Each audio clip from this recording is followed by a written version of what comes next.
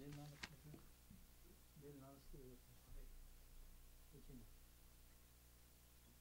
ぞ皆さんちょっと前ど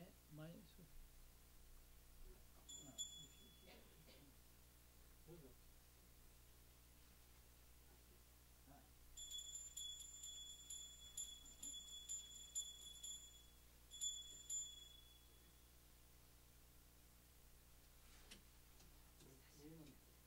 参加のファイル皆さん返してください。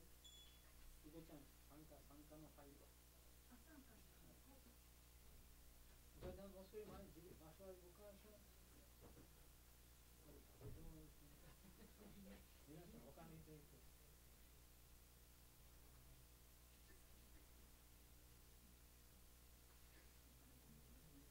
そうですね。もう少し皆さん。もう少し。どうぞ場所こちらに。あ、これじゃこれ場所ある。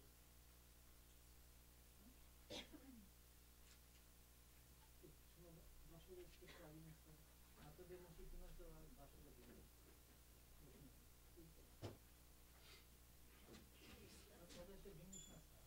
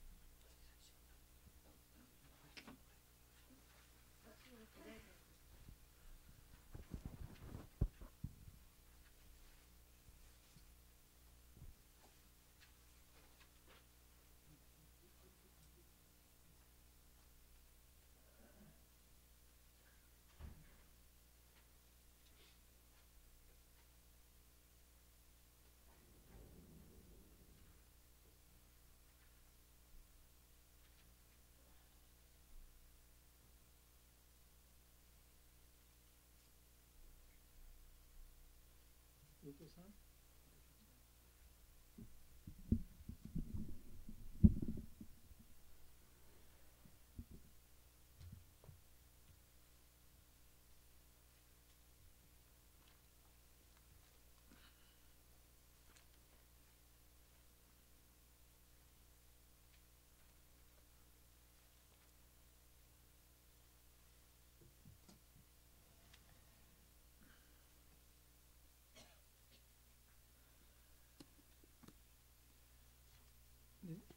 ちょっとマイク彼女に。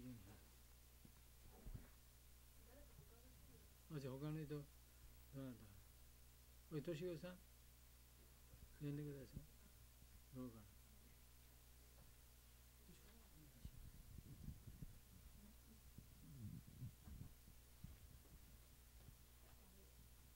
な。後でね、最初はチャンティングのマントラ。これサハナボブと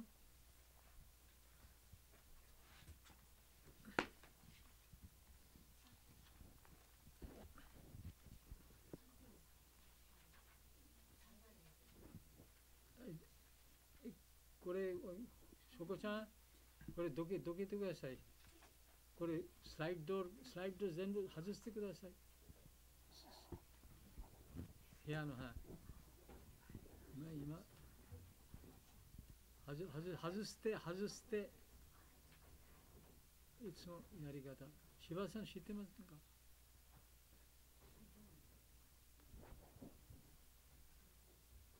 全部外して。カーペット外す。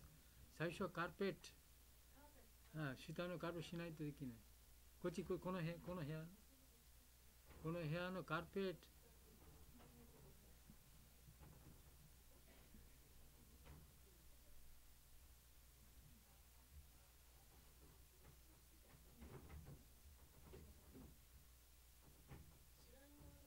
シャインのカーペット。そう、その感じで。もう少し。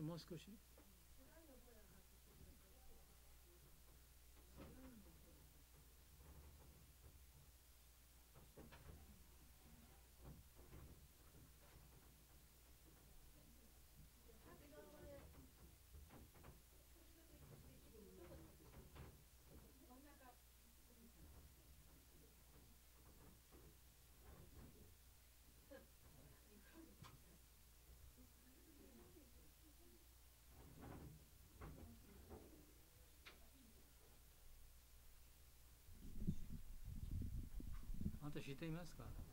下にいます。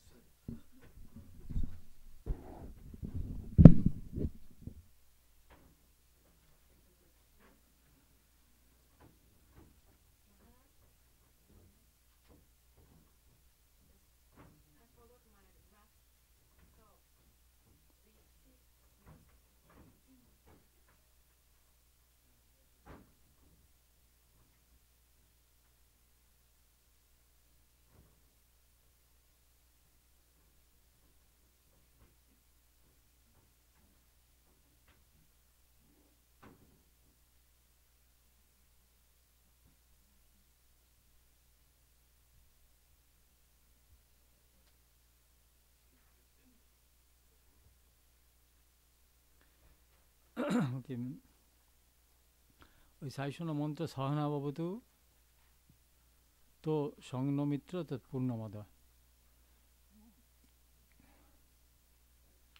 ょっと場所を見せて。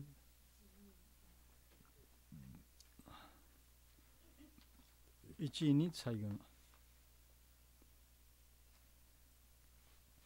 オームサハナバブトサハノブナクトサハビリアンカラワバハイテジャシナバディタマストマビドビシャバハイオーシャンティシャンシャンティハリオームシャメノミトラシャンバルナハシャメノバワトワリヤマシャメナインドロブリハスパティシャメノビシュヌルルクラマハナモブランマネナマステワヨトワメバプラティアクシャンブランマシत्वामेव प्रत्यक्षं ब्रह्म वदिष्यामि ऋतं वदिष्यामि सत्यं वदिष्यामि तन्माम् अवतु तद्भक्तारम् अवतु अवतु माम् अवतु भक्तारम् ॐ शान्ति शान्ति Shanti Hari Om Purnamada Purnamida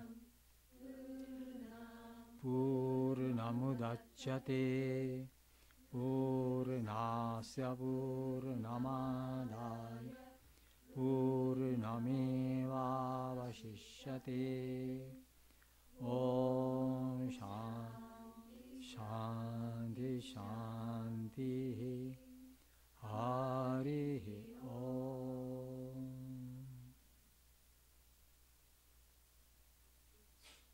今ちょっと目を閉じて沈黙したのを祈りましょう。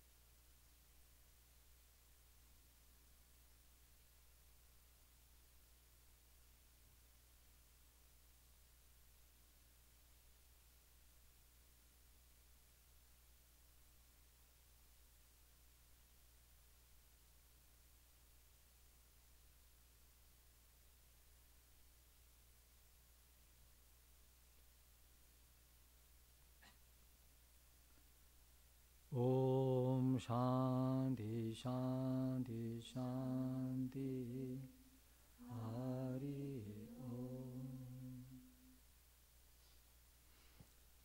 どうぞ、すみれさん。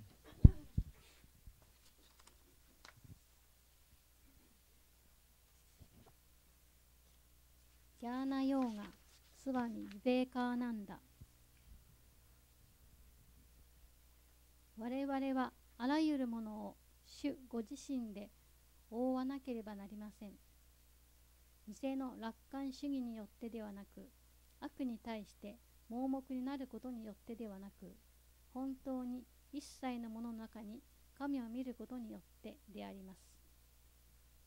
このようにして我々はこの世界を見捨てなければならないのです。そして世界が見捨てられたら何が残りますか？神です。それはどういうことですか？あなたは妻を持つことができる。あなたは妻を捨てるべきだ。などというのではありません。妻の中に神を見るべきなのです。子供たちを放棄せよ。それはどういうことか。どこの国でも獣のようなある種の人々がやっているあのように家の外に彼らを放り出すことですか？決してそうではありません。それは悪魔の行為です。宗教ではありません。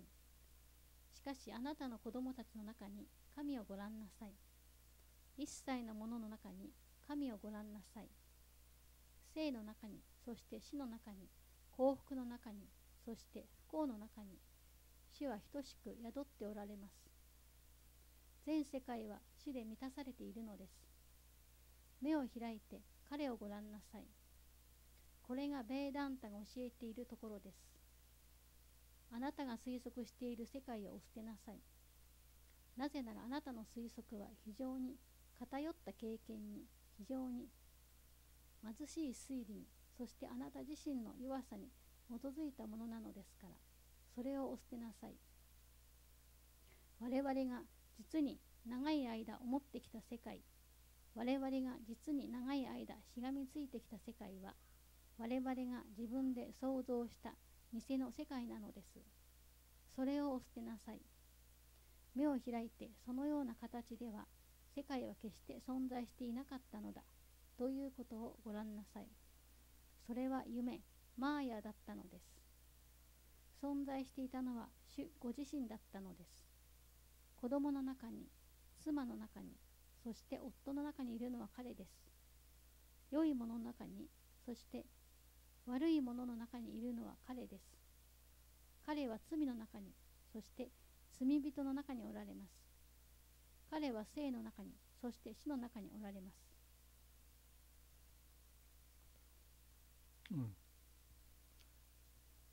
オムシャンティシャンティシャンティハリオム。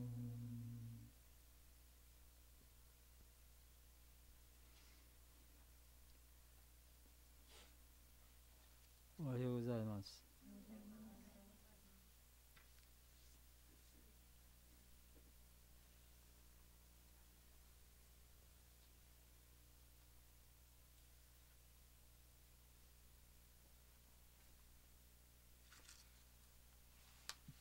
一番最初ちょっと発表します。一つはワコンダジャパンもありますね、23。皆さんもしよければぜひ参加してください。下に向こうにスケジュールの紙ありますから、皆さん名前入れてくださいね。ワコンダジャパン。それからもう一つは12月の、これ1日はバガバッドギターあります。次の日はハーフデーリトリートもあります。スケジュールの中にまた最初入れてなかった、今入れましたから。それでいつも同じ2時から4時までで、第1土曜日です。日曜日です。バガバッド教会にハーフデーリトリートありますね。皆さん覚えてください。Today I will speak in English, Japanese. अच्छा माइक大丈夫ですか？チェックして。Today our theme is Bhaja Govindam, a very famous hymn composed by Shankaracharya. 今日のテーマは、とても有名なシャンカラーチャリアの作った賛歌、バジャゴビンダムです。バジャゴビンダム。もう少し前。バジャゴビンダムです。バジャゴビンダム。それ、before that, I would like to give some introduction about Shankaracharya. その前に少しシャンカラーチャリアについて紹介いたします。I believe every one of you, those who are here, at least most of you know the name of Shankaracharya. おそらくここにいらっしゃる皆様は名前ぐらいはきっとシャンカラーチャリアという方の名前ぐらいはきっと聞いたことがあると思います。There are three very famous philosophers.of Indian philosophy. インド哲学の世界には3人の有名な哲学者がいます。One is Shankaracharya. 一人はシャンカラーチャリア。The another is Ramanujacharya. その次にラーマヌージャーチャリア。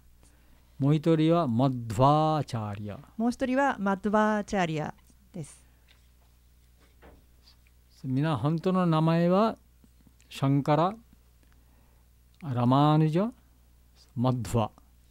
アチャリア合わせますと、if we add アチャリア、then this name comes, that means Shankara Acharya, Shankara Acharya, Ramanuja Acharya, Ramanuja Acharya, Madhva Acharya, Madhva Acharya. みんなこの3名の哲学者はそれぞれ名前はシャンカラ、ラーマヌージャ、マドゥバとありますけれども、その次にアーチャリアをつけて、つなげてシャンカラアーチャリアというふうに、発音します。Now what this Acharya means? Acharya means any teacher is called Acharya. アーチャリアというのは先生ということです。But here, in a very special sense, great Acharya. でもこの哲学の世界では偉大なる師という意味です。For example, in our Ramakrishna tradition, Ramakrishna mission, every monk is called Maharaj. ラーマクリシュナの伝統ではすべてのお坊さんはマハラージュと呼ばれます。But especially Swami Brahmanandaji, he was known as Maharaj. ブラフマナンダジーはマハラージュということでしたが、Then again, Swamiji.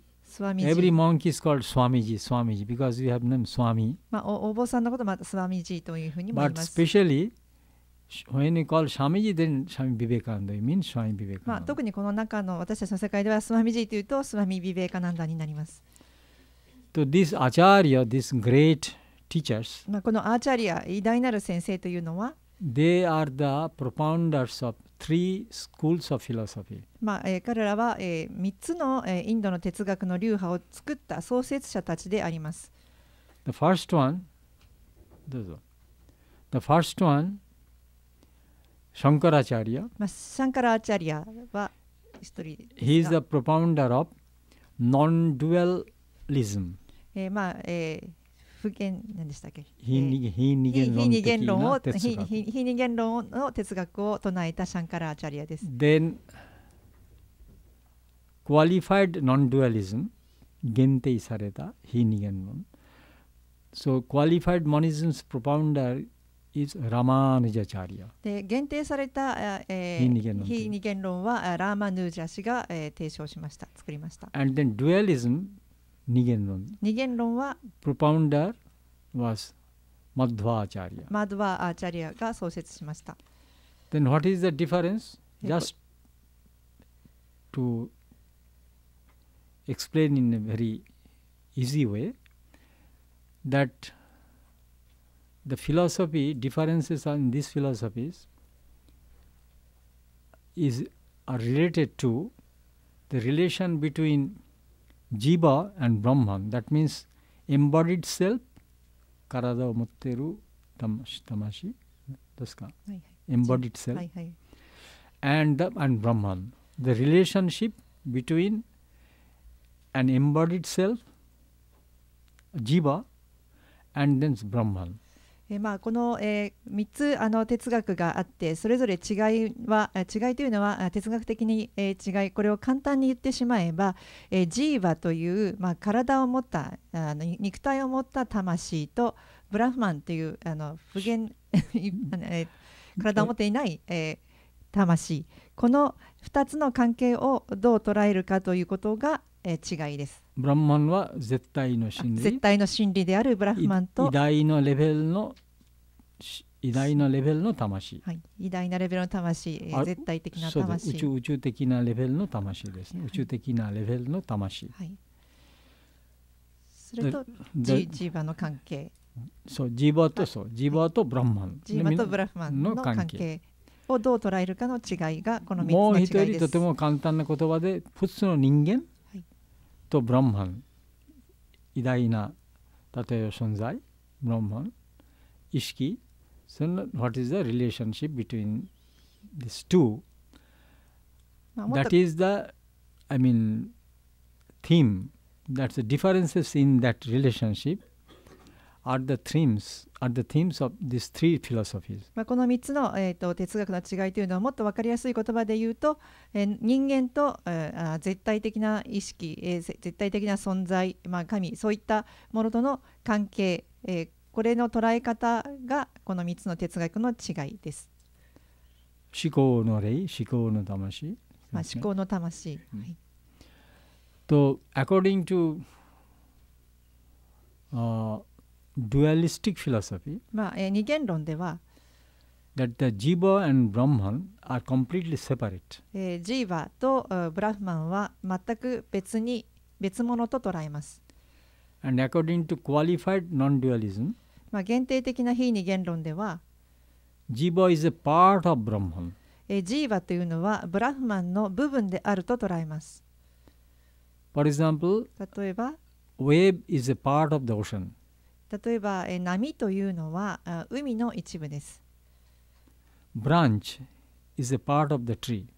例えば、木の枝というのは木の一部です。And just I said, dualistic philosophy, the differences, for example, a bamboo and a banyan tree。デュアリズム、二元論でいうと、竹の木とバニヤンの木というふうに分けます。And then according to non-dualistic philosophy, Jiva and Brahman are the same。そして、非二元論ではジーバとブラフマンは同じと捉えます。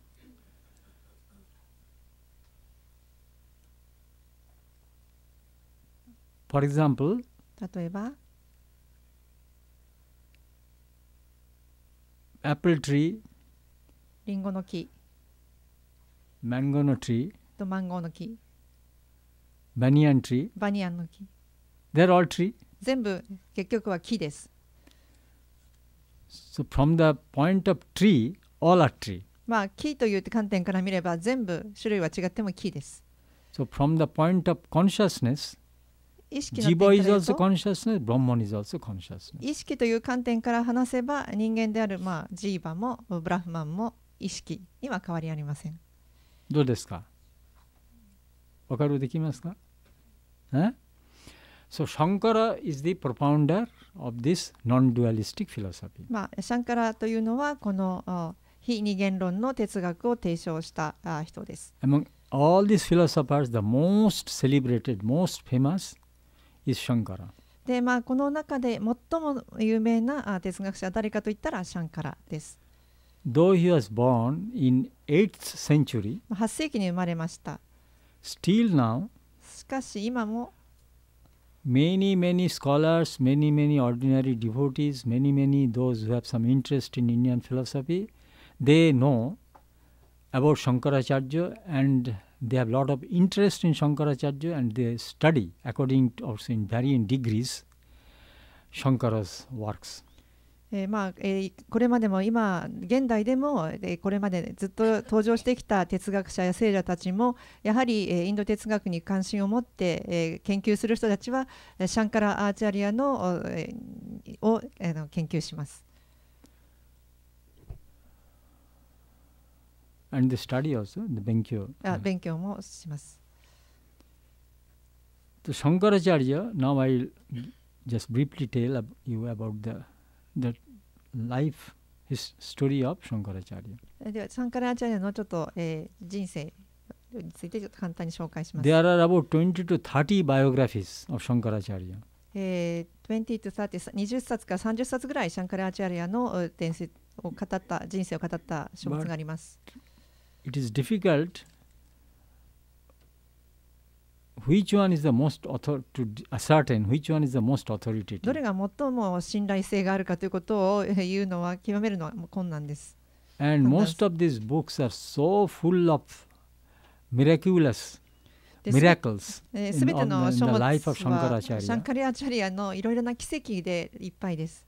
So one is confused which miracle actually had taken or which one just imaginary. なのでこの奇跡の話というのが本当の事実だったのか、それとも想像の範疇なのか、それを判断することはとても難しいです。Anyway, some scholars studied all these biographies of Shankaracharya. シャンカラ・アーチャリアの伝記を研究した学者たちが言うことには、and more or less they just give some basic description of Shankaracharya's life. それらの中には、基本的な、シャンカラ・アーチャリアの人生については語られています。So he was born in Kerala. ケララに生まれました。You remember now the India 洪水。インドで今、ケララの洪水が最近起きたことで有名だと思いますが。ですね。はい、南インド。南インドです。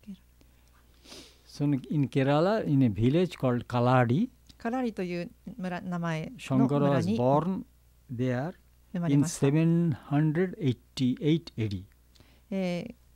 紀元後788年に生まれました。Both of his parents were great devotees of Shiva. 両親はシバ神を深く信仰してました。Now, I shall tell some of the incidents of Shankara's life, which you may think is almost impossible, but you know there are some very specially gifted persons whose from the childhood, from the birth, they show something extraordinary, unique traits in their life. シャンカラ・アーチャリアは生まれた時から、非常に普通の子供ではない、特別な才能、そういったものを持っているということを示すいろいろな出来事がありました。So in history, there are some examples where right from the birth, in the childhood, see they show some extraordinariness. 歴史的にもそういった特別な才能を持つ人、生まれてすぐに、示す人たちはいます。Shankara was one like them. シャンカラもそういった、天才的な才能を示す子供の一人でした。When he was just 2 years old, たったの2歳の時に、that time itself he mastered the alphabets. アルファベットをマスターしてしまいました。アルファベット文字。And then showed interest in Indian scriptures. そして、インドの聖典に関心を持ち始めました。And then not only studied, he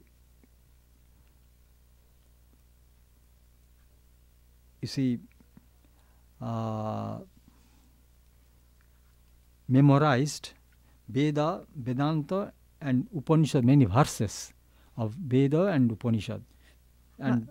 Veda and Upanishad. ベーダとかベーダンタ、ウパニシャドの、そういった聖句を、暗記してしまいました。Then when he was only 3, he was invested with the sacred thread ceremony, Indian sacred thread. 3歳の時に、聖なる紐を受け取るというそういった儀式がありますけれども、それを受け取りました。Then he was, because he was a Brahmin, belonged まあ、 to ブラフマン Brahmin の家 caste. 族では一応そういった、聖樹式があります。すみません。When he was 5 on the すみません、5歳の時でした。そういったセレモニーをしたのは5歳の時でし Then た。when he was only 3 years old, his father passed away. まあ、3歳の時にお父さんが亡くなります。Then his mother actually used to take care of him, take care of him. ね、まあ、母一人で彼を育てることになりました。Then he had gone to a teacher who was a scholar of scriptures and studied with him different scriptures of Indian philosophy. そしてインド哲学の先生について、まあ、いろいろな先生についてインド哲学を学び始めました。And he himself became a great scholar. で、彼自身も非常に、優れた学者になりました。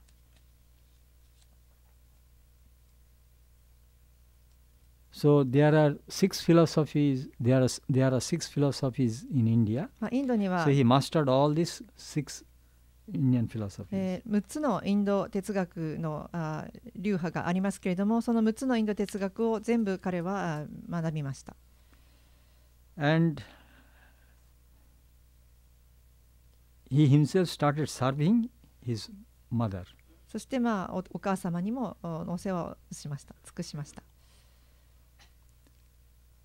The mother was fond of taking bath in a river, the name of which is Purna.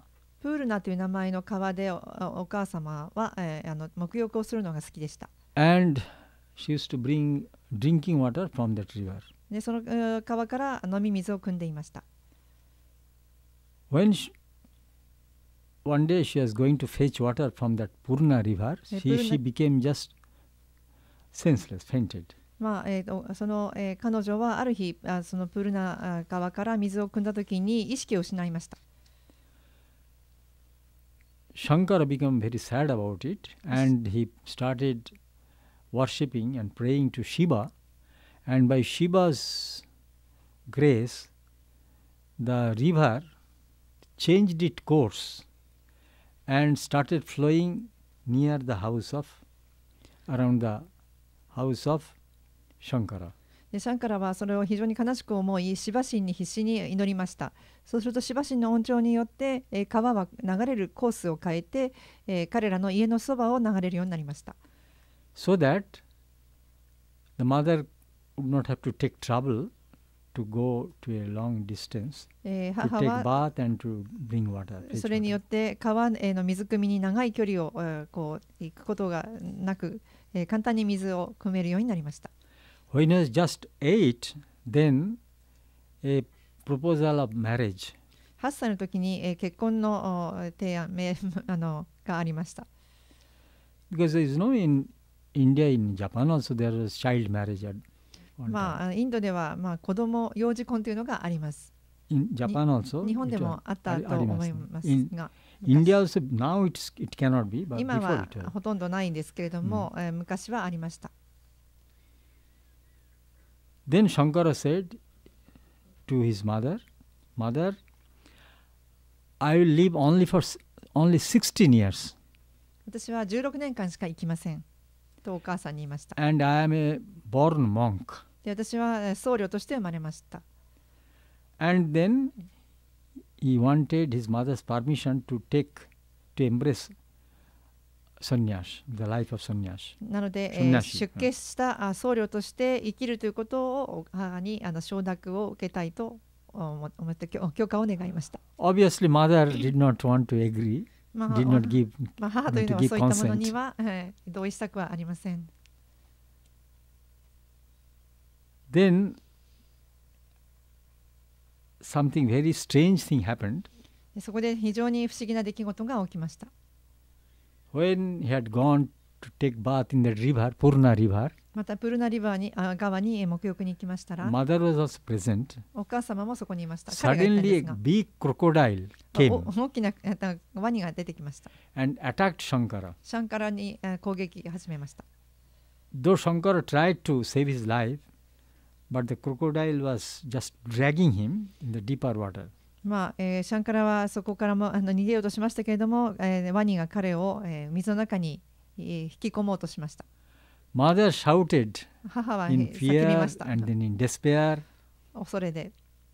Then Shankara said, Mother, if you give me permission for my embracing this life of sannyasi, then crocodile will just leave me. そこでシャンカラはこう言いました。私にサンニャシになる許可を与えてくれたらワニは消えますよ。 So naturally to mother, son's life is most important. 母にとって息子の命というのは最も重要ですから。 Then mother said, okay, I give you, そこで give you 母は、 permission. 同意しました。 Then the interesting thing is this crocodile immediately left Shankara まあ面白いことに、その途端ワニは消えました。 and disappeared. 消えてしまいました。話して消えました。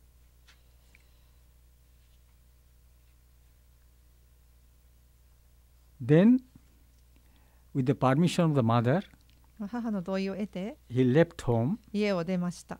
at the age of 8 8歳の時に家を出ました。 because he knew only 16, his whole longevity is 16. まあ彼自身16歳でこの世の、生命が終わるということを知ってましたから。 And that also, if you become a monk, then only 16 years. Otherwise, it would be more shortened. It would have been more つまり shortened. お坊さんになって16年ということですね。そうでなければもっと短かったということです。 But mother gave permission only with one condition. でも母はその賛成はしましたけど一つの条件をつけました。 You see, she said, in my deathbed, you must come and meet me. 私が死ぬ時には必ず会いに来てください。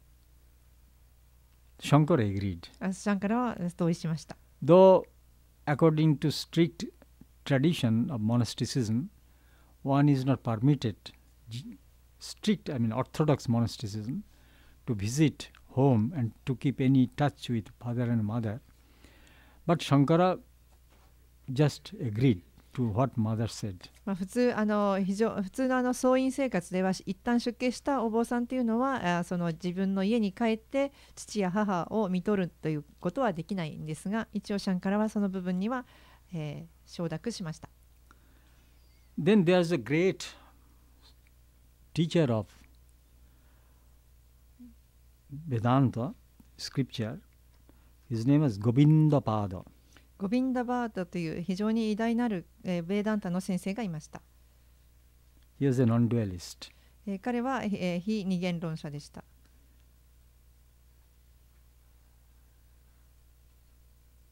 Then Shankara had gone to him and prayed. シャンカラは彼のもとに行き祈りました。 O great teacher, please impart me the knowledge of Brahman and make me a sannyas. 先生に、お願いしました。どうぞ私にブラフマンの知恵を授け、そして私をサンニャシンにしてください。 Then Govinda was asked, who are you? でゴビンダ先生はあなたは誰ですかと問いました。 Because he did not have any idea of Shankara. シャンカラについて何も知らなかったからです。 But according to another theory, 他の説では、 Govindavada knew that Shankara will be coming to ゴ become ビ his ンダ disciple. 先生は、シャンカラが来ることを予知していたという説もあります。 But Shankara, whatever may be the case, Shankara gave a very significant answer. でそこでシャンカラは非常に、重要な答えを言います。 And he said, O great teacher, 偉大なる先生、 I am not earth. 私は、土地ではありません。 I am not water. 私は水でもありません。 I am not ether. 私もエーテルではありません。 I am not fire. 火でもありません。 I am not wind. 私は風ではありません。 I am not senses. 私は感覚でもありません。 Nor I am a body. 私は体でもありません。 I am beyond all these things. これらはすべてを超えた存在です。 I am Shiva. 私はシーバです。 I am Paramatman. パラアマートマンです。 That was his answer. このように彼は答えました。So Govindapada, the teacher, was very much pleased with this, ゴビンダパート先生 with は this answer of a 8-year-old boy. 8歳の少年からこのような答えを聞いて非常に感激しました。So very much impressed, and she said, "Okay, I shall teach you Vedanta." わかりました。とても喜んでベーダンタを教えましょう。So Govindapada started teaching him and made him a sannyasi. ゴビンダパート先生はベーダンタを教え、サンニャシに彼をしました。And after becoming a monk, a sannyasi, Shankara, in the place of Guru, his teacher, started very the spiritual practice in a right earnest. そして、お坊さんになりサンニャシになってから、シャンカラアチャリは非常に、霊的な生活に、打ち込みました。So, irrespective of the weather and the climate, 天気だとか気候には関係なしに、you would be immersed in meditation and samadhi for days together. 深い瞑想に入りました。瞑想をしました。Then the Guru, Govindapada, being pleased with this, ゴビンダマータ先生はこれに非常に喜びました。this very, very deep spiritual practice. 深い、霊的な、実践をしていることに大変喜びました。Then he said, "My son, now you have achieved your goal, you have attained the truth, realized the truth. Now you start a life of a itinerant monk, itinerary walking, going here and there." そして先生は非常に、喜んで、息子よ、あなたは、ゴール、目的に達しました。あなたは真理に到達しました。これからは、行って教える、僧侶となりなさい。First you go to Benares. まずベナレスに行ってください。You know, Benares was the traditional headquarters of Indians, of Hinduism. ベナレスはヒンドゥー教の、聖都として、中心地、ヘッドクォーターです。It was a great place of pilgrimage where many monks, many spiritual seekers, many scholars of scriptures used to live. この聖地はたくさんの人が巡礼に訪れ、またサンスクリットの研究者、学者たちもここを聖地として必ず住んでいたところです。お坊さん。お坊さん。And of course, many other devotees also used to live there. 信者も、たくさんいました。So,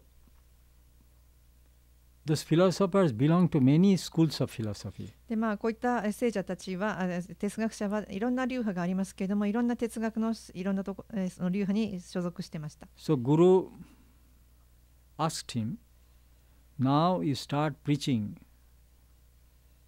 the non-dualistic philosophy and also write the commentary of Brahma Sutra."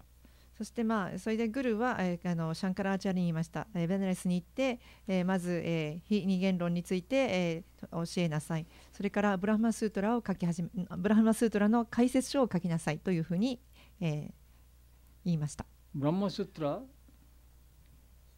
is an aphorism where this Vedanta, non-dualism, has been propounded. ブラハマスートラというのは、非二元論を、提唱する、一つの、聖典です。Like Patanjali's Yoga Sutra. ブラハマスートラというのは、バタンジャリのヨーガスートラのようなものです。As Yoga Sutra is the aphorism of the philosophy of yoga. ヨーガスートラというのは、ヨーガの哲学を、体現したヨガはラジャヨガ。ラジャヨガなどを、唱えたものです。And then Narada Bhakti Sutra. ナーラダバクティスートラというのは、aphorism of the philosophy of devotion. バクティの聖典です。Similarly, 同じように、ブラマスートラというのは、aphorism of the Vedanta philosophy. ベーダンタの哲学を唱える聖典です。But all these aphorisms are so short and so abstruse, difficult to understand. Very short and very difficult to understand, that unless a commentary, explanation of those verses, of those aphorisms are written, it is impossible for ordinary people to understand. スートラというのは、スートラという言葉の通り、とても短い言葉で、覚えやすいに短い言葉でまとめられているので、一般人というのはそれを解説者が解説してくれない限り、そのスートラが意味していることを理解することは不可能なわけです。Then the next type of literature which is composed, so that's called Bhashya, commentary. ですので、スートラがあって、そのスートラに対して解説をするものがバーシャというものがあります。これは解説書、スートラの解説書というもの、そういった類の、聖典がインドにはあります。So, for example, Patanjali's Yoga Sutra, Vyasa has written the commentary of it. パタンジャリのヨガスートラはバーシャというふうにコメンタリーが書かれています。In the same way, that Brahma Sutra, the aphorisms of Indian Vedanta philosophy, the commentary was written by Shankaracharya. ですからこのブラフマスートラという聖典の解説は、この、シャンカラが書きました。注釈。はい、注釈を書きました。So he had gone to Benares according to the instruction of the Guru, and there he started preaching the non-dualistic philosophy. そこで、シャンカラは先生に言われた通りベナレスに行って、非二元論を、教え始めました。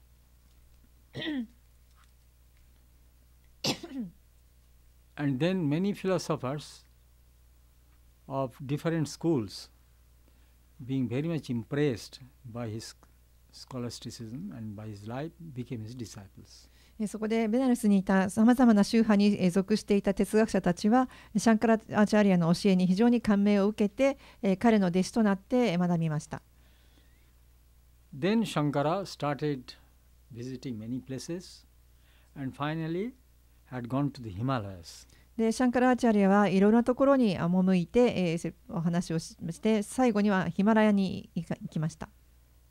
There is one place called Badrinath.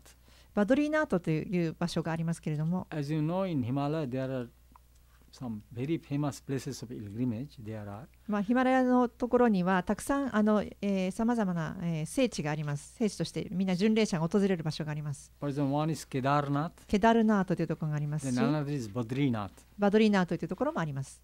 聞いたことありますか、名前？はい、Kedarnath, Badrinath.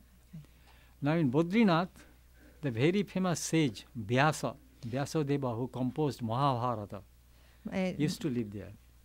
バドリーナートというのはビアーサ戦、マハバラタを書かれたビアーサがいたところとして有名です。例えばバガバッドギター。バガバッドギター is also part of Mahabharata. So Vyasa is actually the writer. だからビアーサというのは、バガバッドギーターもバハーバラタの中の一部ですので、バガバッドギーターの、を書いた人、記した人ということでビアーサです。So in that calm and quiet and the serene holy atmosphere of that Badrika ashram in Himalaya, he started composing the commentaries. そこで、シャンカラアーチャリアは大変静かな非常に聖なる環境、そういったヒマラヤのところで、解説書を書き始めました。He knew he has to live only 16 years. 彼自身、自分の命は16年間と知ってますので、So time was short. 時間は短い。And he had to compose many scriptures. たくさんの、聖典を解説書を書かなくてはいけない。So he devoted his full time and energy to compose those scriptures. 彼は全力かけて、その、解説書を書くことに、自分を費やしました。時間を費やしました。So three types of scriptures he composed. 彼が書いた文献というのは3つの種類があります。One 一つはis the commentaries. 解説書です。コメンタリーですね。Commentaries, just I told you that Brahma Sutra. ブラフマスートラの、解説書が有名 And です。Sanskrit was commentary is called Bhashya. バッシャというふうにサンスクリット語ではこのコメンタリーのことをバッシャと言います。Now there are many commentators of many scriptures, but when to refer Shankara, Bhashyakara means commentator. So they sometimes refer to Shankara as commentator. バッシャカーラというのがコメンテーター解説した人ということなんですけども。So there are many commentators, but when just only Bhashyakara is said without giving any name, mentioning name, one should understand that it refers to Shankara. サンスクリット語の世界ではシャンカラーチャリアのことをいちいちシャンカラーチャリアというふうに名前を言わなくてもバッシャカーラ、このバーシャを、語った人っていうこのバッシャカーラっていう言葉を言うだけでこれは、シャンカラーチャリアが書いたものだというふうに分かるように皆認知します。For example, Swamiji. スワミジーって言ったら when particular not Swami Girishananda or Swami Smaranananda or Swami Medhashananda, nothing is written, then it's just meant when Swamiji written, then it's Swami Vivekananda. 私たちのこの中ではスワミジーと言っただけで、いろんなスワミジーというのはいろんな総称ですけれども、ここの中でスワミジーと言ったらビベーカナンダというふうに名前言わなくても彼のことを指していると同じようなことです。バッシャカーラ。バッシャカーラと言ったら、シャンカラチャリアです。Now, first he wrote that Bhashya commentary of Brahma Sutra. ブラフマスートラの解説書を書きました。まず。Then he wrote the commentary of Bhagavad Gita. その次にバガバットギータの解説書も書きました。As you know, in Indian embassy class, I sometimes refer that Shankara has told like that. インド大使館でのバーガバットギータのクラスでは私も時々よくシャンカラーチャリはこのように言いましたと引用しています。Then again, he also wrote commentary of the Upanishads. そしてウパニシャッドの解説書も書きました。12 Upanishads. 12のウパニシャッドです。There are many Upanishads, but he just wrote the commentary of these 12 important Upanishads. ウパニシャッドというのは数がたくさんありますけれども、12個の、ウパニシャッドの解説書を書きました。For example, Katha Upanishad. カタウパニシャッドだとか。You remember yesterday I told that Shankaracharya compared Nachiketa's mind with a big lake, Mizumi. 昨日私は言いましたが覚えていますでしょうか。ナチケットの心というのは大きな湖だというふうに、シャンカラヤチャリが言ったということですが。覚えてますか？ショコちゃん寝てました。Anyway, then also Kakadanta Parikshaiva to examine whether the crows have teeth or not. Kakadanta Parikshaiva. You remember? You must say Muda.Whether crow カラスの歯。カラスは歯ありますありません。はい。それに調べるがあまり無駄です。はい。So it's useless. So that also one それも yesterday I referred to this, but that's from again Shankara's commentary. これも昨日話をしたその話のネタというのはシャンカラアチャラの解説から来てます。And if you read these commentaries, 彼のコメンタリーを you 読 will め be ば really surprised, even the scholars, how he was just maybe 12 or 13 years old. How he could write such a profound, philosophy, profound ideas, and deeply penetrating, はい、deep and penetrating, 深く貫通する。and at the same time very, very rationalistic argument. So they will be surprised how a boy of only 15 or 16, 14 or 15, how he could produce this type of wonderful scripture.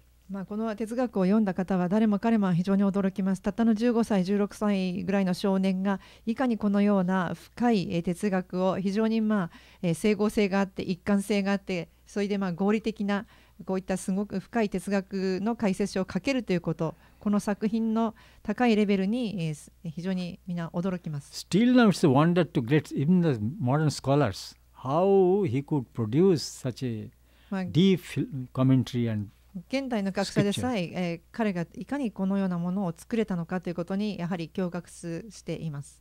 So one set of his writings group is the commentary. 彼が書いたものの、文献の一つの種類というのは、解説書です。Then another type 他のタイプももう一つあ of ります。 scripture he wrote, these are the auxiliaries to Vedanta philosophy. Auxiliaries means those who would help to understand Vedanta. 例えば、ベーダンタを理解するための支援となるものです。ガイド。Because Vedanta philosophy is so difficult to understand that he had to write many treatises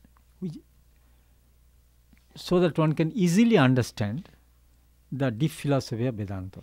つまりベーダンタの哲学というのは非常に難しい、哲学なので、そのベーダンタの哲学が分かりやすくなるような、導き書、そういったものを書きました。So the famous of this type of auxiliaries of Vedanta philosophy, one is Viveka Chudamani. ビベーカ・チュラーマニ、ビベーカ・チュラーマニというタイトルの作品がありますけど、これもベーダンタ入門書です。The crest jewel of discrimination. 識別の、宝石のような識別力ですね。Then another is Upadesha Sahasri. ウパデーシュ・シャハスリ、 advices. 1000のアドバイス。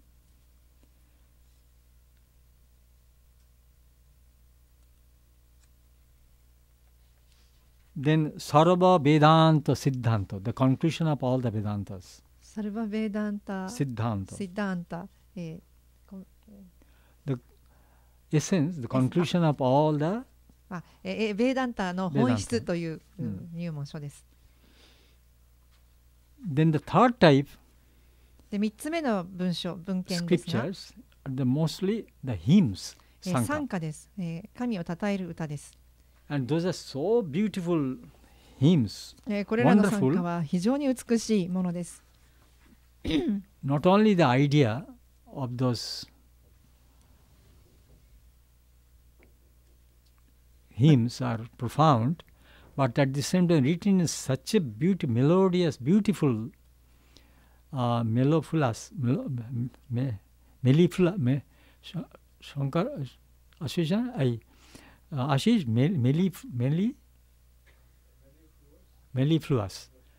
mellifluous. That means so sweet, and that this one would love to recite those hymns again and again. 彼のこの神に捧げた歌というのは、内容もさることながら、内容の深さ、内容の素晴らしさだけではなくて、非常に甘美な表現なので、どうしても何度も何度も、歌いたくなる、そういったものです。And most of these hymns are very famous. で、ほとんどの彼の歌というのは非常に有名になっています。And even now, many people they love to recite these Shankaras. 今もなお多くの人たちが、この彼の賛歌を歌っています。歌い続けられています。You see, some of them, as I said, are quite famous. For example, that Nirvana Shatkam. ニルバーナシャトカムなど非常に有名です。Om Manobuddhankara Chittani Naham. これも有名 Nacha です。 Sotra Jihove, Nacha Grana Netre, Nacha Vyoma Bhumir Natoyo Navayur, Chidananda Rupaha Shivoham Shivoham. So I am neither this, I am neither mind, I am neither buddhi, intelligence, I am not the ego, I am neither the senses, I am neither the sky, nor the earth, I am Shiva, Satchidananda. That means 絶対の存在、絶対の知識、絶対の。この歌というのは、私は心でもない、感覚でもないというずっと否定をし続けてきて、最後シバハム、私はシバです、サッタチタナンダ真理ですというふうに歌われています。I believe 皆さん聞いたことありますと思いますね。チダーナンダルーパシボーハムシボーハム。So then another is Kopina Panchakam. That means the hymn dedicated to the monks. お坊さんに捧げた歌でゴーピーナパンチャカムというのがあります。コーピーナパンチャカム。コーピーナは loin cloth, you know, that Japanese 不動何が？不動心ですか？ loin cloth some under the shirt under the cloth they wear that loin cloth. The monks they use that kopi. Under the cross? Some pudo loin cloth. Anyway, so he says, Shankara says, the monks are really so fortunate. One who becomes a monk becomes really very, very fortunate. 僧侶になった者は非常にラッキーだという歌です。Vedanto Bhakkishu Sadaramanta Bhikshanna Matrena Chatushtimanta Ashokamanta Karani Charanta Kopina Vanta Kalubhagyavanta. So it means the monk who is always happy 僧侶は常に幸せです。to study Vedanta. ベダンタを学ぶことで喜びを見出します。Then he is happy with little food what he gets by begging.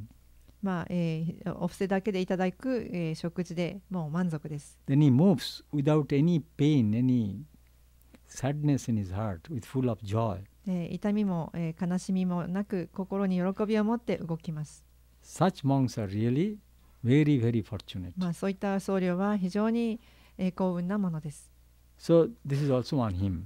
これも彼のものです。Then also, you see, Annapurna Statra. アンナプルナスタットラっていうのもあります。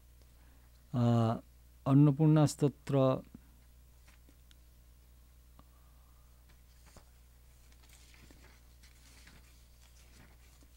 That is also very famous. これも有名です。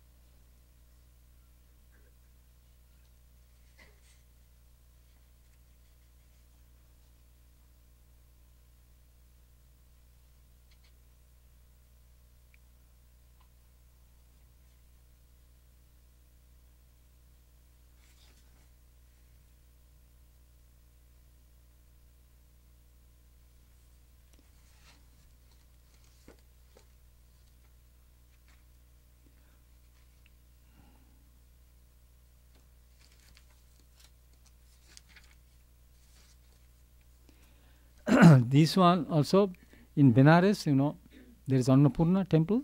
ベナレスにアンナプルナ寺院がありますけれども、So in every morning they play this record. この歌が歌われています。Nitya Nandakari Bara Bhayakari Sandarya Ratanakari Nirdhuta Khila Ghora Pavanakari Prataksha Maheshwari Pralayachala Vangsha Pavanakari Kashipuradhishwari Vikshang Dehi Kripa Valambanakari Matanna Purneshwari. So this is a melody.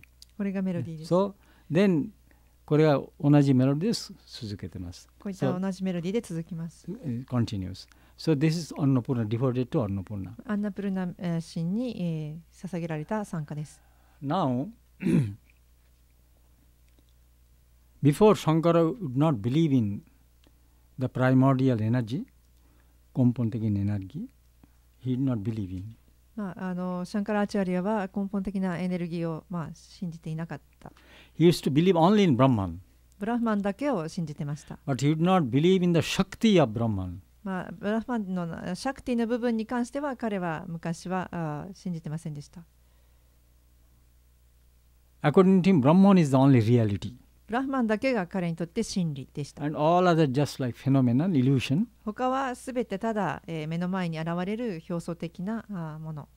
Then what happened in Benares? ベナレスで彼にある出来事が起きました。He became very sick. 大きな、大病気になりました。So he was sitting in the bank of Ganga. ガンジス川のほとりに座ってました。But he suddenly felt very thirsty. 非常に喉が渇きました。Then he saw one lady. 一人の女性がいました。Then he requested the lady, please fetch some water, bring some water for my drinking from the Ganga. それで彼女に飲み水をちょっとガンガから取ってきてくださいと頼みました。Then the lady answered, why you yourself go? まあ自分で言ったらいいじゃないですかと彼女は言いました。Then Shankara said, I am sick, I have no power. 病気でちょっと力がないんです。Then the lady said, Why? どうして You です don't か？ believe in power? 力を信じてないんですか？ You believe only in Brahman? ブラフマンだけなんですかと彼女は言いました。Actually, that lady was divine mother. まあ、その女性というのは聖なる母だったわけです。She wanted to teach this lesson to Shankara シャンカラにある教えを授けたかったわけです。that you should believe also in Shakti. シャクティも信じてくださいという教えだったわけで And す。 Shakti is not something different from Brahman. シャクティというのはブラフマンとはまた全く別物ではないっていうことを言いたかったわけです。 Shakti is just one aspect of Brahman. ブラフマンのある一面です、シャクティは。In this way, there are some sort of lacking in Shankara's idea of Vedanta. So Divine Mother being kind to him taught this lesson.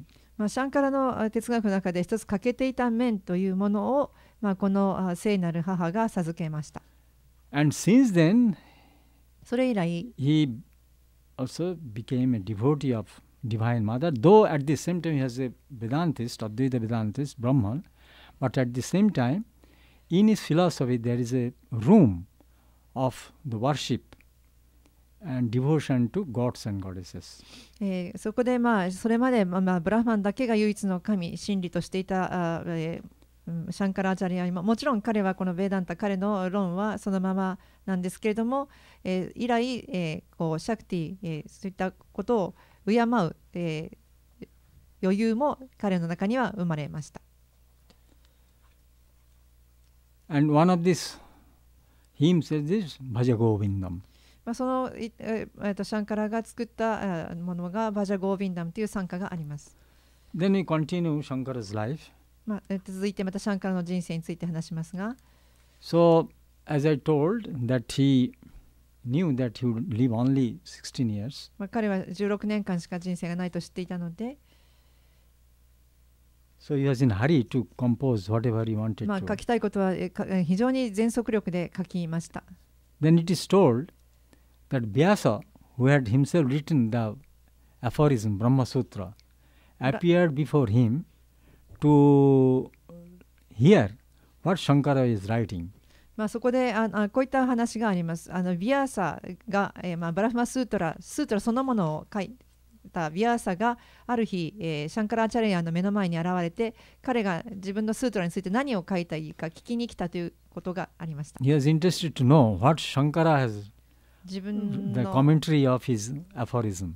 教えたこのスートラにどのように語っているか聞きたかったわけです。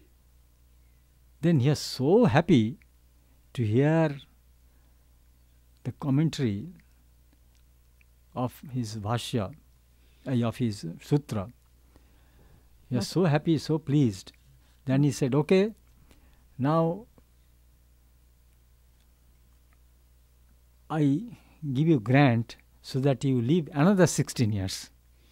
そこでビアーサセンは彼のスートラの解説を聞いて非常に喜んだので、彼が、あと16年、生きてくださいと彼の命を延命しました。 Because he has 延命保証 still しました。 some missions to fulfill. シャンカラアチャリアにはこの世でやらなくてはいけない使命が、まあ、あったからです。You have to more preach Vedanta throughout India. まあ、インド全体にもっともっとこのベーダンタを教えなければいけないということです。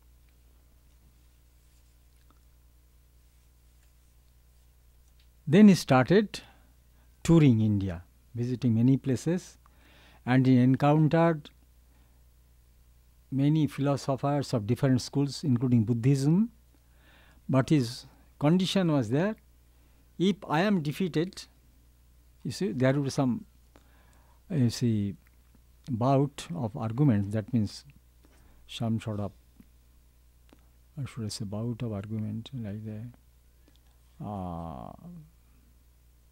bout. How it can be some sort of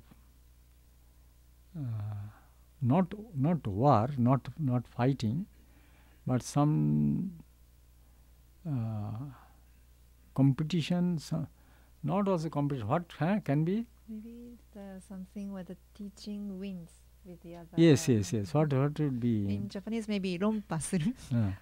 So some sort of like that condition.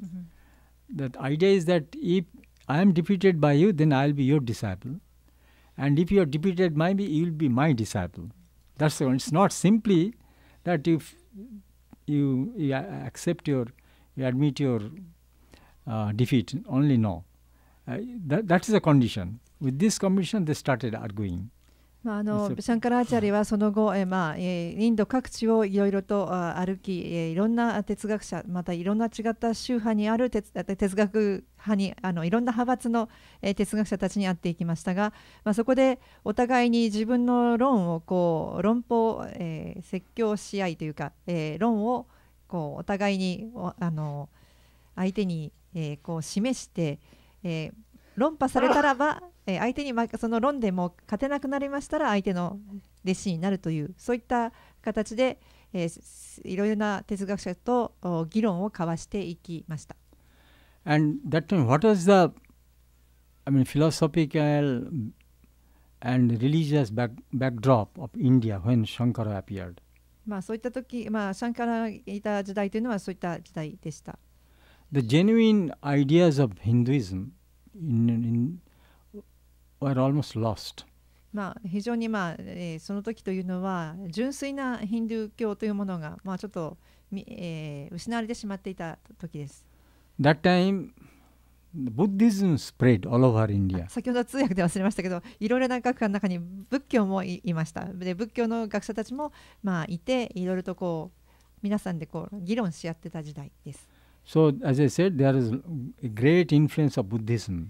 仏教の大きな影響がありました。And that Buddhism was not the pure Buddhism. その仏教というのも、純粋なる原始的な仏教ではなかった。It was very abstruse.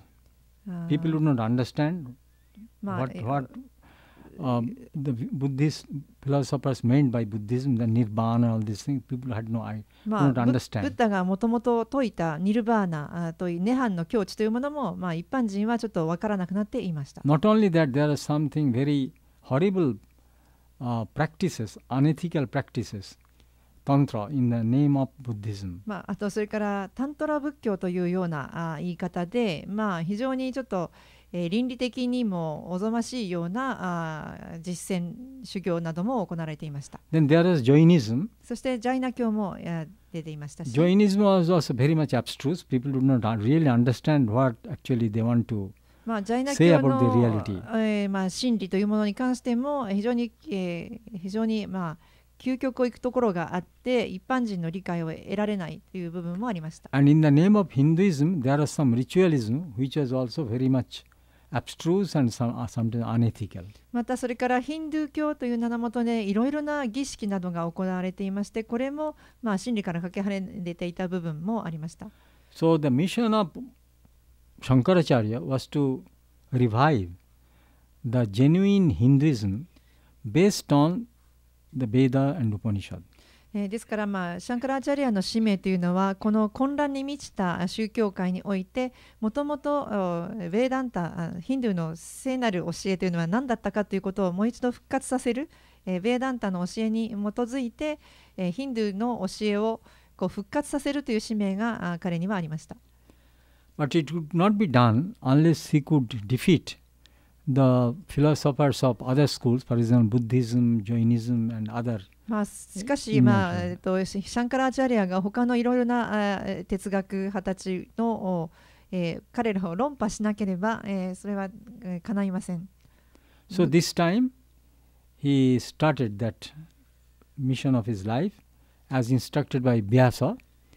He started going to these places of scholars of different philosophies and invite them to a sort of fighting, scholastic in arguments, philosophical arguments, and with that condition that if you are defeated by me, then you have to become my disciple, and if I am defeated by you, then I will be your disciple. ビアサから受けた啓示のもとに、そういったことでシャンカラーチャールはさまざまに展開されている他の哲学派たちのところに出かけていって、議論をして、議論で打ち負かすというようなことをしていくことを始めました。彼が相手が負けたら、私の弟子になりなさいということです。Meantime, he had some monastic disciples. 彼は、一応僧院に弟子はありました。And he had been started visiting many places of India with these disciples and started preaching Vedanta and defeating scholars of other philosophies. 弟子たちを連れていろいろなインドの各地に赴いていって他の哲学派の人たちと、議論を交わして、彼らを打ち負かせてっていうふうに、このベーダンタの教えを広めていきました。And this time he requested the local chiefs or rich men or the kings to establish many inns for Dharmasala, for example. ダルマサラ。そこで、インドの各地にのいろいろな地域の、有力な人たちだとか王様だとかに、さまざまな、その町にダラムサラという、出家した人が泊まって生活できるような簡易いろんな人ピルグリムスすべての、お参りに来ている信者たちが泊まれるような宿舎を作るようにというふうに、要請しました。Then hospitals, then alms houses, alms where you can get food free, あとは、無料で、食事を得られるところを作ってくださいと頼みました。And then plant trees. そして木を植えることも頼みました。This is a humanitarian aspect. 非常に人道的な部分ですね。And then suddenly he felt that his mother was in her deathbed. そしてシャンからある日突然母がもう死ぬということを分かりました。So he had gone there. で、母のもとに彼は行きました。And had taken a nursed mother in her last days. 最後の日まで母を看病しました。And then also showed the chosen deity, showed the vision of the chosen deity of Govinda to mother. そして、母のために、ゴビンダという神を、選びました。守護神として選びました。And when she passed away, she had to do the cremation of his mother and the ritualist. I mean, funeral, what is it? Soshiki? The ritual of is a for the departed soul. そして母が亡くなると、その旅立つ魂のために、お葬式をしました。He requested his other villagers to help him. で、他の村人たちにも、その葬式を手伝ってくださいと頼みました。But the villagers did not help him. でも、村人は手伝いませんでした。They said, "No, you are a monk. You should not do this type of. You should not burn the bodies, and also take in some this type of ritualism because you are a monk. You are outcast." あなたはもう、出家者なんですからこういったことはしてはいけないというふうに村人たちは言いました。The Shankara himself had to do all these things. なので彼自身は誰も自分で全部やらなくてはなりませんでした。Then,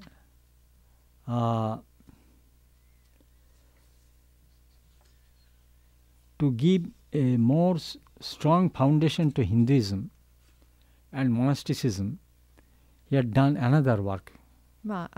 僧院としてインドの僧院として、非常に重要な基礎的な仕事がありますけれども。To establish Hinduism on a very strong basis, strong foundation, and another, the monasticism. ヒンドゥーの中で非常に重要な基礎として、僧院というものがあります。僧院生活というものがあります。So, he established 4 mathas, that means ashram, or where the monks would stay and meditate and worship. So, そこでin 4 corners of India. 彼は、4つのインドの4つの場所に、アシュラムを作って、この哲学を、学び僧侶たちが生活し、この哲学を継承していく場所を作りました。アシュラムを作りました。So one in the north and in the south and the east and the west of India. インドの北、南、東、西、一つずつです。一つずつです。For example, in Mysore, 一つはマイソール、South India. 南インドですね。So there is one river called Tungabhadra. トゥンガバトラというところがあります。川があります。So on the bank of the Tungabhadra, he established Sringeri. シュリンゲーリーというアシュラムを作りました。Then in the east, 東には Puri, Puri Jagannath, very Jagannath temple is there. ジャガンナート寺院が有名なプーリーがありますけれ So ども、 on the coast of the ocean, Bay of Bengal, ベンガル湾の he established Govardhan Mutt. ゴバルダナモートというのを作りました。Then in the west, 西には he established one mott which is called Dwaraka. ドワールカというマートを作りました。Sarada Mott. サルダーマートを作りました。And that is in Dwaraka. これは場所としてはドワールカにあります。That's in Gujarat, now present Gujarat. 現在ではグジャラート州です。So that's in the west of. これが西のアシュラムです。Then what is left? North. で、北はですね、In north, in Badrinath, バドリーナートに there is a river called Alokananda. アラカーナンダ川がありますが、On the bank of Alokananda river, he established the アラカーナン Jyotir Mott 川のそばにジョティールマートを作りま or した。 Joshi Mott. ジョシーマートというのを作りました。So these four motts in four different corners of India. インドの東西南北各地にこの4つのマート、アシュラム、基盤となるところを作 West, りました。 north, south. Actually, this is with this purpose of the study of Indian philosophy, with the practice, study of Vedanta philosophy. ここはベーダンタ哲学を学び、実践するところです。And also practice do the spiritual practice. で出家者たちがここで霊的な修行を実践する場所。And also to guide the people. で、人々にここヒンドゥーには何かと教えを授ける場所。So still these are very much continuing, all these four で、 motts. このシャンカラーチャリアが設立した4つのアシュラムのこの目的、これ現代までも非常に続いています。Then he also started the Dasanami sect. ダシャナーミセク 10, ト。 that means the monks. はい。 So Dasanami sects of monasticism, monks. ダシャナーミ Sect, Dasanami 10. あ、 Dasanami 10. So 10 10 sects of the monks, Hindu monks. He also started. 10の、is it a rule? 10 も Sects. セクト、うん。 10の宗派を作りました。うんお坊さんの宗派を作りました。 So there are different names of these sects. これの宗派の名前はそれぞれ10あります。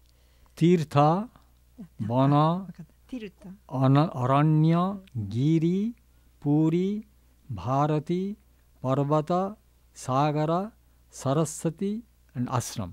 These are the 10 sects of monks. つまりお坊さんの名前につける10のセット。お坊さんの祖院祖院の名前ですね。祖院の宗派。宗派ですね。はい。ね。So, Dashanami সন্ন্যাসীদের 10টা সম্প্রদায় করলেন, 10টা নাম দিয়ে দশনামী 10. The 10 names. All these subsects have been given 10 subsects have been 10 different names. For example, we Ramakrishna Mission, our monks, we belong to the Puri sect. 私たちのラーマクリシュナミッションのお坊さんはこのプーリーの派に入ります。どうしてわかりますか？ Why? それを示す何か印わかりますか？ Why Ramakrishna Mission monks belong to the Puri sect among these tens? Maybe Anand? Huh?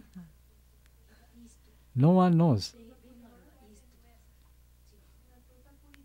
Ah. どなたいました？トータプリ。あなたいました。Oh, thank you so much. No one knows it. Because Ramakrishna's guru was Totapuri. ラマクリシュナ He was a monk. の先生はトータプリ He belonged to the Puri sect. ですが、トータプリだったので、プーリーセクトに入っています。誰でも知らない。あなたありがとう。どうですか？ So Puri sect. So some monks will say Saraswati. The title is Saraswati. So actually our name, Swami Medhosananda Puri. そのプリは食事の食べ物プリではないですね。食べ物の一つはあります。プリ。ルチプリ。それではないです。そのプリは、we don't write, we don't use this. So, Swami Vivekananda Puri. Swami Brahmananda Puri. So, actually, we belong to that subsect. ラーマクリシュナの先生がトータプリだったので、私たちすべて弟子は、お坊様は最後の名前にプーリーというのがつきます。プーリー、So some monks you will see with that last epithet is Saraswati. また別のお坊さんで、なんとかサラスバティっていうふうに終わるお坊さんもいると思います。Or Tirtha. ティルタという名前で終わる人もいます。There is a very famous monk who established many dharmasala. たくさんのダラムサラを作った有名なお坊さんがいます。In for the pilgrims, and it was established by one very famous monk, Bholagiri.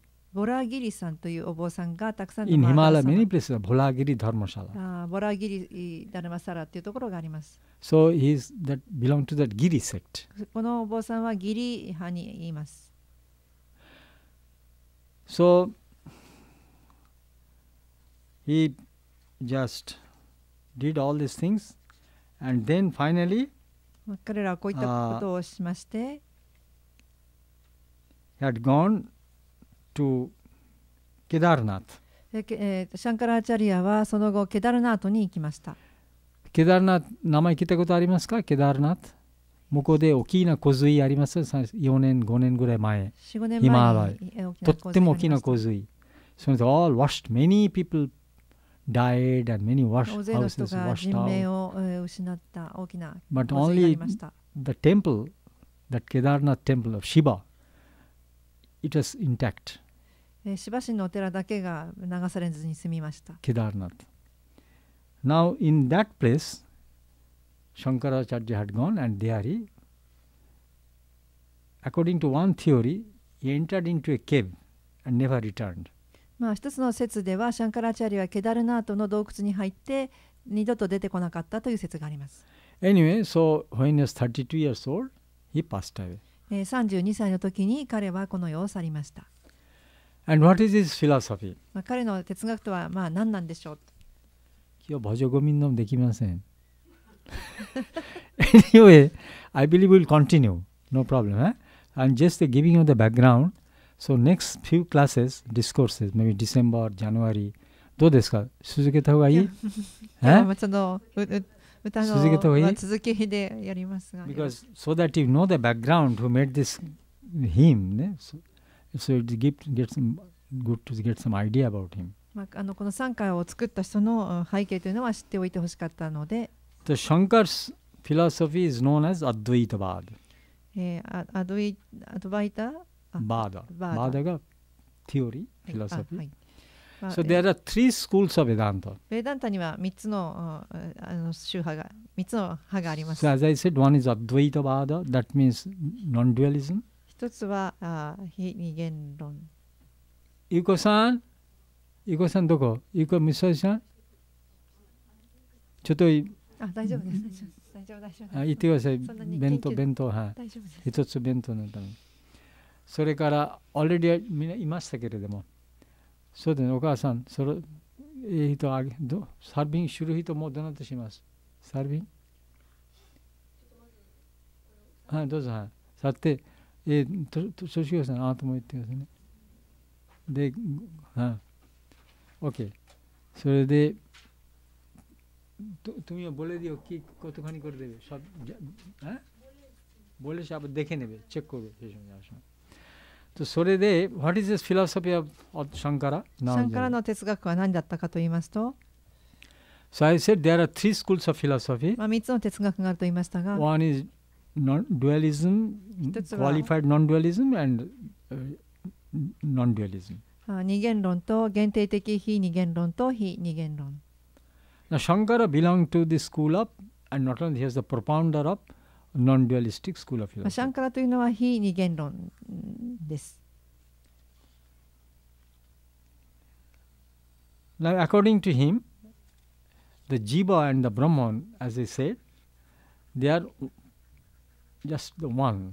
シャンカラによればジーバとブラフマンは同じ一つ一体だという説です。 That means he is one with Brahman. つまり彼自身ブラフマンと一体であるということです。 But because of Maya, だけどマヤという、幻想が邪魔をするので、 he forgets about his identity with Brahman, 自分自身がブラフマンであるというアイデンティティを忘れてしまいます。 but he identifies himself with his body. 自分の体というふうに、自分の体だと自分のアイデンティティを、錯覚します。 And because of this, as a, you see, by the influence of ignorance, Maya, he has this type of idea. That means he is just body, not Brahman. ですからマヤという無知によって、自分はこの肉体であるという錯覚に陥ってしまいます。 And that is the source of his all suffering. これがすべての苦しみの根本であると、原因であります。 And ignorance. 無知の原因であります。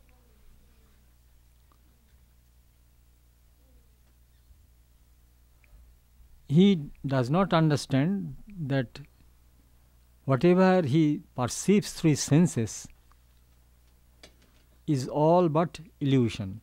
ですからそういった人間は感覚から通して得ることは単なる幻想であるということではないと、それは実際だと誤解してしまいます。 What he perceives through senses, he thinks that's the reality. つまり感覚を通して得られたものが真理だというふうに錯覚してしまうのです。 But it is just an illusion. でも実際この感覚が感じていることというのは、幻想です。 So they superimpose the world on Brahman. ですからすべて、ブラフマンという言葉に、重ね合わせる。重ね合わせる。 And think they superimpose the world on Brahman and think that Brahman is the only word. ですからすべての世の中にあるものというのはすべてブラフマンの上に成り立っているもの、ブラフマンだけがブラフマンではない。ブラフマンではない。宇宙です。So, for example, under the because of darkness, one thinks a rope, one takes a rope for a snake. 闇というのは、つまりロープを蛇と捉えることによく例えられます。So he superimposes the snake on rope.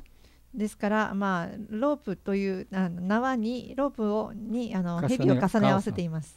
The reality is rope. つまり真理というのはロープです。And the snake is illusion. つまり蛇というのは幻想です。But because of this ignorance, こういった無知があるので、he thinks rope as snake. この無知によってロープを蛇と勘違いします。And then he is afraid. そして恐怖を抱くと。In the same way, 同じように、because of ignorance, 無知によって人々は take Brahman as world, universe. 今ここにある宇宙、世界というものを、ブラフマンだと誤解します。And thinks this world is the reality. つまり今私たちが生きているこの世界が現実だというふうに思うわけです。But actually the reality is Brahman. つまり、ですが真理というのは、ブラフマンなんです。This world is just an illusion. この現在の世界っていうのはただの幻です。As in my previous example, the rope is their reality, 実 and 際 the は snake is the imagination. 蛇は想像ですが、ロープが現実だったように、この世界は想像で、実際はブラフマンだという So ことです。 Shankara's advice is don't think that all this phenomena, what you see, what you perceive, see, touch, everything is illusion, and the reality is Brahman. ですからシャンカラの教えというのは、この触るもの、感じるもの、この世の中で自分がこう感覚を通して得得するものはすべて、幻想ですよ。本当の真理というのはブラフマンだけだというふうに教えます。If you think the illusion as the reality, then there will be no end of suffering. この幻、表層世界のもの、現実を、幻を真実だというふうに、錯覚してしまうと、苦しみは決して取り去ることができない。But if you realize these are all just illusion, actually there is nothing but Brahman, then your ignorance, your suffering will cease, and you will become full of knowledge and joy. ですがこういった世の中のものはすべて幻であるということを理解して悟れば、真理はブラフマンだけだというふうに悟れば、苦しみは終わり、喜びの人生となる。So how to realize this truth? でただこの真理をどうここに到達するか。For that, one has to purify one's heart. それは自分の心を浄化していく以外にない。One has to remove his body consciousness. まず肉体であるというその感覚にとらわれていることをなくしていかなくてはならない。As long as we have tremendous attachment to body, 体に非常に大きな執着があると、then we cannot have the idea, we cannot get the idea of the Atman, of the soul, which is pure consciousness. 執着があると自分が魂であるアートマンということを理解することができません。So we have to remove our idea of body consciousness so that we can realize our Atman consciousness. つまり肉体的な認識、意識というものを取り除いてアートマンの意識になることが必要です。So for that one, by controlling of our mind and body and senses, we can get rid of our body consciousness. ですから心と体と感覚をコントロールして、肉体的な意識というものを取り除い減らしていく必要があります。And at the same time, you have to continuously focus on the truth, reality. そして、同時に、常に真理に、注意していなくてはいけません。That means 集中、はい、集中して、that means one has to continuously read, study Vedanta. つまりベーダンタを継続的に学び、continuously hear and study 聞いて学び、 about the reality, 真理について聞いて、and meditate on it, それについて瞑想する。and try to discriminate that what is real and what is unreal.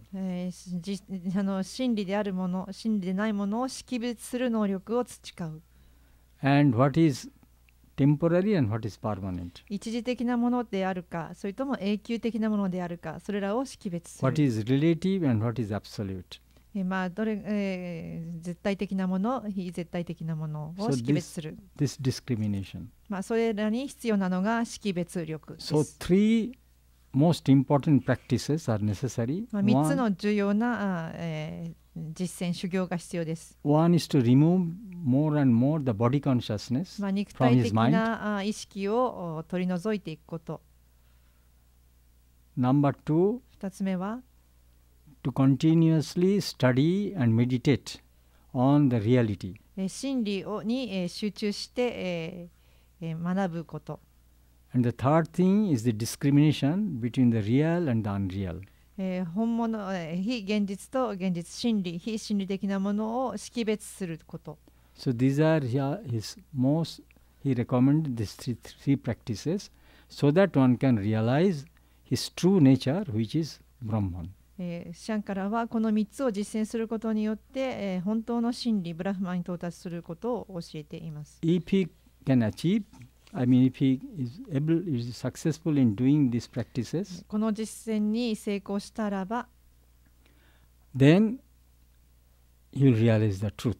真理に到達したということになります。As a result, all his sufferings and ignorance, all his stress and confusions and fear will disappear.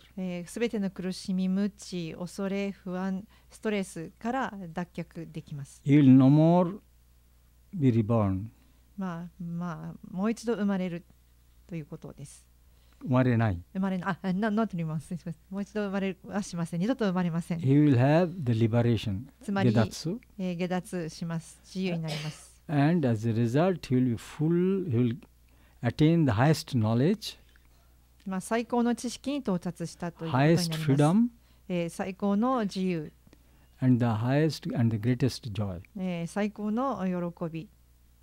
So, this is the advice of Shankara, and this Bhajagomindam, this hymn which we are going to study, これがシャンカラアチャリの教えで、これからちょっと紹介したい、バジャゴービンダムという賛歌なんですけれ in ども、 this Sanka, he advises mostly two things: この賛歌の中で彼はほとんど、2つのことを強調しています。discrimination, 識別力と、 and at the same time focusing on the reality. 真理に注目するこ The と。 Govindam, that means Govinda is the reality, Lord. ゴビンダムというのは神です。And at the same time, there are lots of discrimination in this hymn, which we will take up later. 後でご紹介しますけれども、識別について語っています。OK、今日はここまで。ありがとうございます。Om Shanti Shanti Shanti Harihi Om Tat Sat Shri Ram Krishna Arpanamastu。OK、ありがとうございました。よかった。OK、so we'll continue in December also, this theme. Ash, is it okay? Are you interested? OK。そう、皆さん、また12月同じ。はい、ありがとうございます。OK。今、食事。横ちゃん、どうぞ、はい。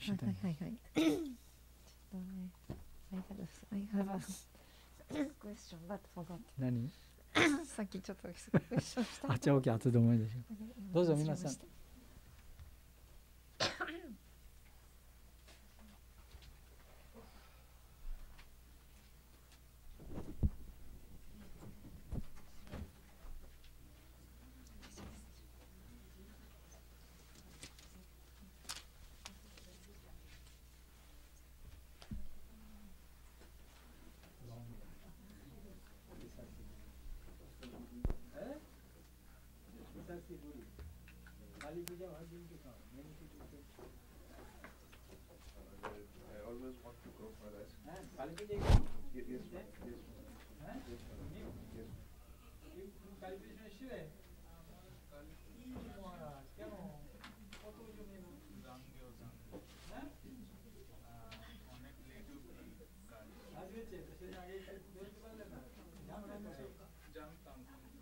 কত লোক এলো প্রচুর 130 এখন 130